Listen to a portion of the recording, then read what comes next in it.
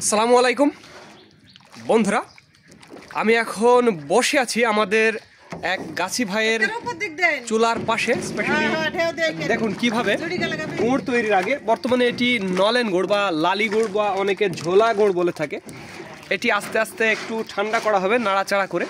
তারপরে এটা ঘষে ঘষে বীজ তৈরি করা হবে এবং পরবর্তীতে এই গুড়টাই, এই নলেন গুড়টাই দানাদার বা পাটালি গুড় বা যেগুলো ফয়েল পাটালি বলেন, বিভিন্ন আকৃতিতে শেপ দেওয়া হবে এবং সে অনুযায়ী গুড় তৈরি হবে।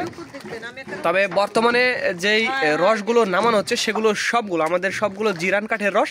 আর জিরান কাঠের রসের খেজুরের গুড় অনেক মিষ্টি, প্রচুর মিষ্টি। যাদের খাঁটি খেজুরের গুড়ের প্রয়োজন তারা আমাদের জানাবেন। স্ক্রিনে এবং ডিসক্রিপশন বক্সে আমাদের নাম্বারটি দেওয়া আছে। দেখুন কিভাবে একেবারে রাজশাহীর খাঁটি খেজুরের গুড় তৈরি করা হয়।